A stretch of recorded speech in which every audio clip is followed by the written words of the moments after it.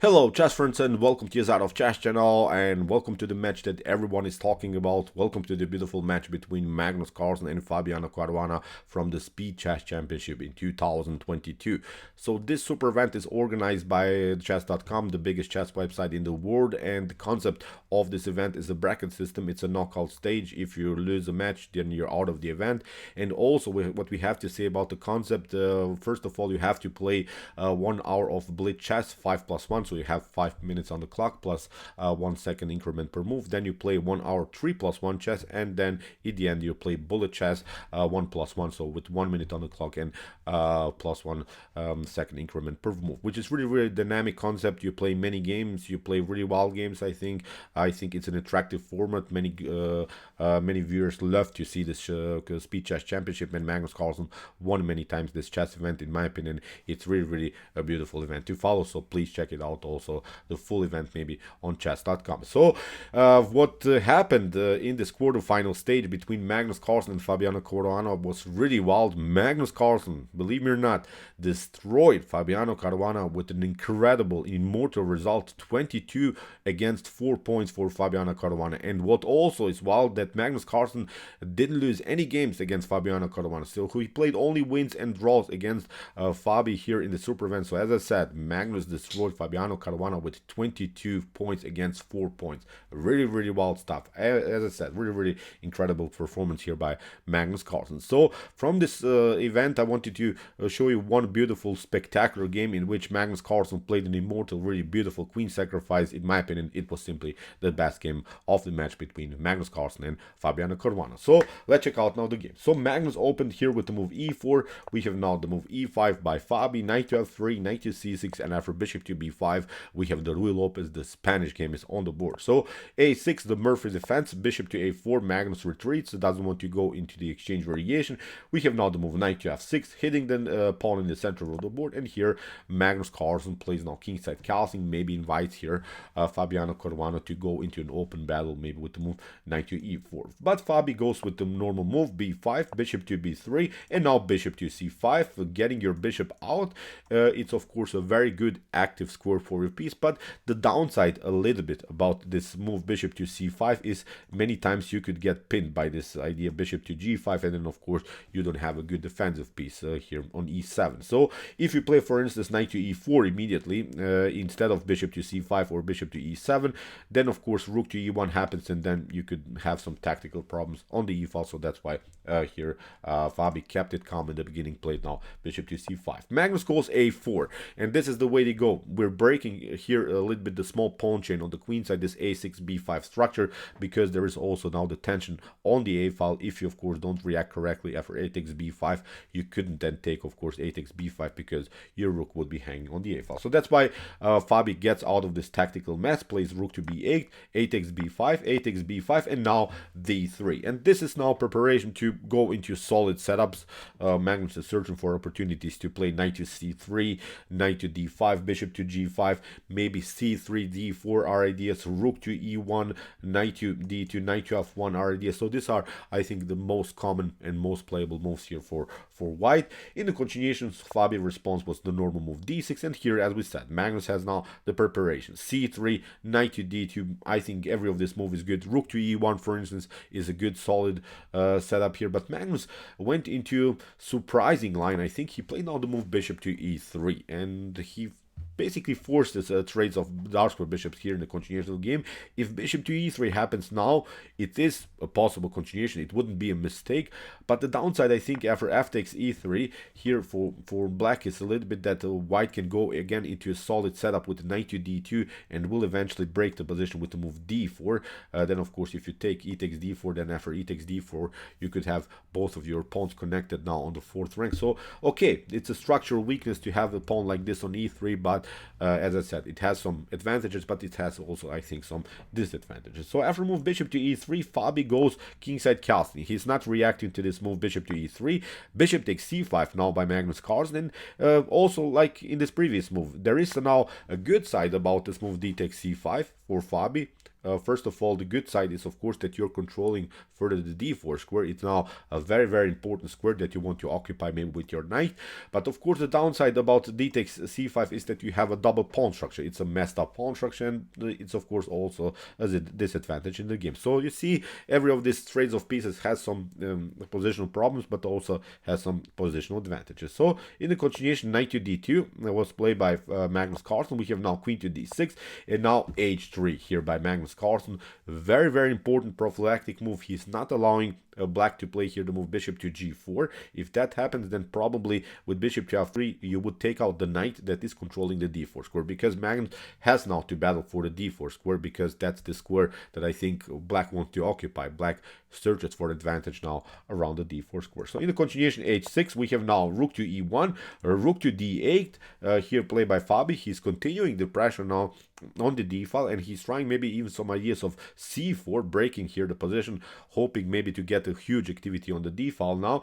But the downside also about this move is that you're leaving a little bit here your f7 pawn unprotected, and this f7 square is now the crucial tactical motif here that Magnus Carlsen is searching. Because here after move queen to e2, Fabiano Caruana had now several choices what he can do. For instance, knight to d4 seems really playable here for black, but actually this wouldn't be a good continuation. Look at this. If you play now knight to d4 too early, then we have this one, knight takes d4, and look at this, after move c takes d4, now you have f4, and you would break the position, because after e takes f4 you could have this one, e5, and you would play this beautiful fork. The same thing happens, for instance, if you play after knight takes d4 immediately, e takes d4, then again e5. If you take here with the queen on d4, then again you get knight to f3.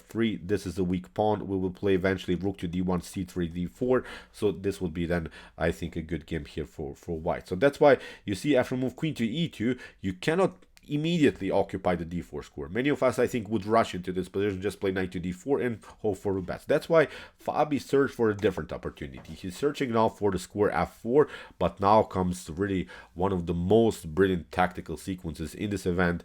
Magnus Carlsen played an incredible and really wild move, knight to g5, and he's attacking the knight. Of course, you have to play now knight to f4, but Magnus goes for a beautiful queen sacrifice, plays now knight to f7, plays now the fork against the rook, against the queen, but also notice that the bishop is lined up against the king, so it becomes now huge tactical battle. So in the continuation, Fabi goes for the must line, knight to e2 comes with a check, rook to e2, the queen is hanging, you have to step back, knight to d8 comes with check, of course, you have to step back with the king, and Magnus picks up now the knight on c6, which was really now the fourth tactical sequence. After move queen to c6, let's stop and evaluate the position a little bit. Magnus has now rook and the knight and the pawn for the queen. When it comes to tactical possibilities, I think it's a decent compensation. It's, I think, a playable line, and the engine gives here also equal chances here for both sides. But you know, this equal endgames, when Magnus Carlsen is playing them, this 0.0 evaluation endgames that Magnus is playing, I would never say that this is raw when Magnus is playing the game, because after queen to c6, Magnus is searching now for opportunities. He's searching still for some attacks. He's now preparing ideas of d4, knight to f3, and then d4 to breaking here in the position in the center, and maybe create for yourself here a passer on the e file. This could be, I think, very dangerous then for black to handle. If you play something like rook to e1, then of course you could just start to march with the pawn and hope for the best, of course. So in the continuation, now we have c4 by Fabi. I myself like more this line, rook to a8, maybe to simplify the game till the end here for black, trading off at least these rooks, because I think in this position the main power, the main strength of white is when white maybe connects both of these rooks, when we have sort of a rook battery. So that's why maybe getting rid of at least one of these rooks would make sense. But okay, nothing wrong also here is with this move c4 that Fabi played. We have d takes c4 by Magnus, b takes c4, bishop to a4 comes with the attack against the queen, pardon me, queen to g6, and now knight to c4. So you see, in this sequence, I think Fabi lost a little bit too much material. He lost a couple of pawns, so now Magnus Carlsen has again a beautiful activity. But the idea about Fabiano Caruana's sequence was to move bishop to h3, e3, threatening, of course, checkmate here on g2, so that's why Magnus has to retreat. Knight to e3, bishop to e6, now we have a b4 by Magnus, rook to d8, and now rook to d1, competing now finally on the d file. Rook takes d1, bishop to d1, I think mission accomplished here for Fabi. He got rid of, again, this very important rook, so no rook batteries are possible now for white. We have now h4, rook to d2, of course, queen to e4 cannot happen, you get bishop to c2, so you lose the queen. In the continuation, we have now h4, bishop to e2, queen to g5, bishop to c4, bishop takes c4, and now knight to c4. Here Magnus went in this particular endgame where white has again a pawn and the knight and the rook for the queen, and here I think if you play this game correctly for both sides, this should be probably a draw. But okay, here h3, we have now again this motif, knight to e3, h takes g2, and now rook to d7. Very nice move here by Magnus. He's searching for an opportunity, knight to f5, and maybe then also pick up the pawn on g7. So rook to queen to h4, we have now knight takes g2, we have now queen to e4, rook to c7, and now after queen to d3, knight to e3, king to g6, we have rook to c5, king to g5, and now rook to e5. Magnus picks up another pawn. We have now king to f4. Here Fabi is going active with the king. Rook to f5. We have king to e4, c4, and now after check, here Magnus Carlsen loses also here the pawn on b4. So as I said, it seems playable now for both sides. Everyone hopes, I think, here to make a win, because Magnus can of course rely on his extra pawn on this pawn on c4. Fabiano Caruana of course relies on his queen that he has, but I think if you play really this game correctly, then this should be really draw. So here in the continuation, rook to f4 here played by Magnus, of course a trick. If you take, of course, then you get the fork, so that's why Fabi goes to d3. We have rook to g4, queen to b7. After a couple of checks, we have here knight to d5. Magnus covers everything. We have king to e2, rook to e4, we have king to d3, and now f3.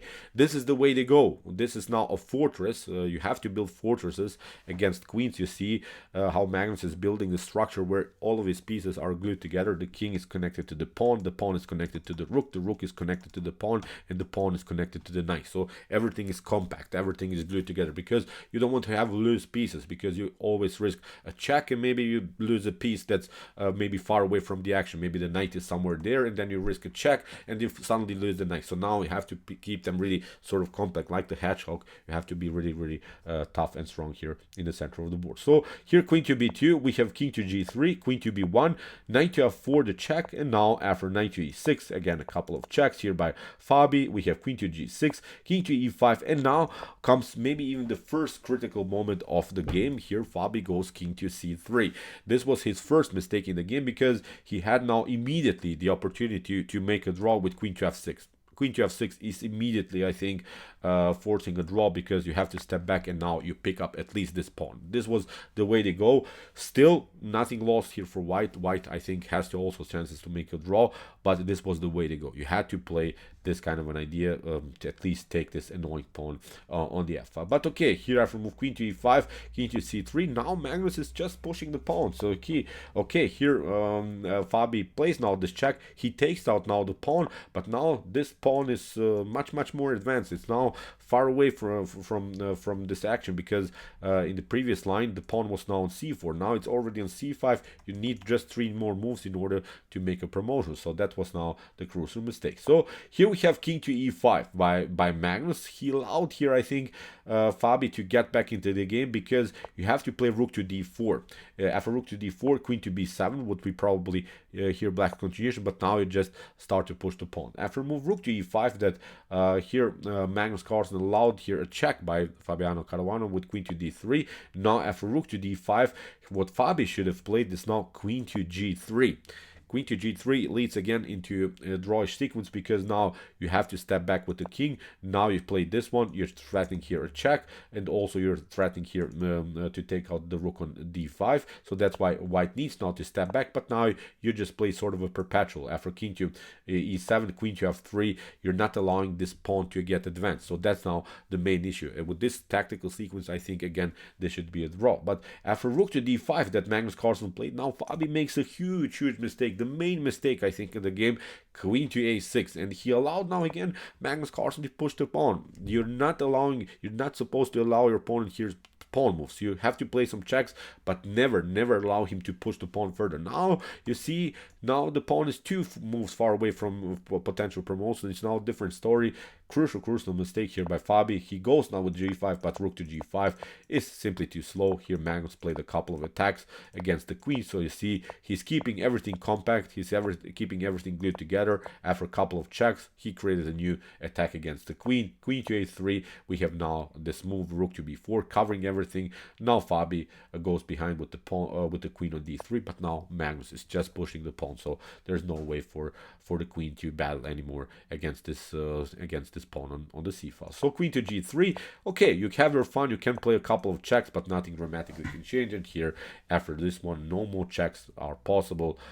Here for black in this position, Fabiano Caruana resigned. So he made these two crucial mistakes, allowed Magnus Carlsen to advance the pawn to the 7th rank, and he got punished, and Magnus Carlsen won this game with this beautiful queen sacrifice tactical sequence. So incredible game, and as we said, incredible result by Magnus Carlsen. He outplayed Fabiano Caruana. I'm repeating again, 22 points to 4 points against Fabi. Really immortal performance here by Magnus Carlsen. Really wild stuff how he played the game, and congratulations of course for Magnus. He's of course the top favorite to win the super event, but I'm looking forward to watch maybe this beautiful battle between Magnus Carlsen and Hikaru Nakamura. This would be, I think, an epic battle, so don't miss it. Chess.com is of course covering this beautiful super event. Be prepared, this will be again chess from another dimension. And okay, what I wanted to also say, wanted to congratulate Argentina for winning my country. Croatia lost, my home country lost yesterday in the World Cup, but it doesn't matter. I think it's a great result. We made it to the semifinals, and pardon me, I almost said Magnus Carlsen. Messi is of course the Magnus Carlsen of football. Messi is simply a player from another dimension. He's outplayed really our defense, and I wish them all of the best. I really would love Messi to win the World Cup, because a player like him really deserves, I think, to have a World Cup title, because he's, in my opinion, it's just my opinion, simply the best football player of all time. So okay, as I said, please check out also the whole coverage of the chess.com Speed Chess Championship. It's an incredible tournament. If you want to see more events that we have covered so far here on my YouTube chess channel, check out my other commented chess games. Here's the link of our whole playlist, and if you like this content, don't forget to subscribe to my channel. See you soon with some more videos, and what to say, chess is the best, of course.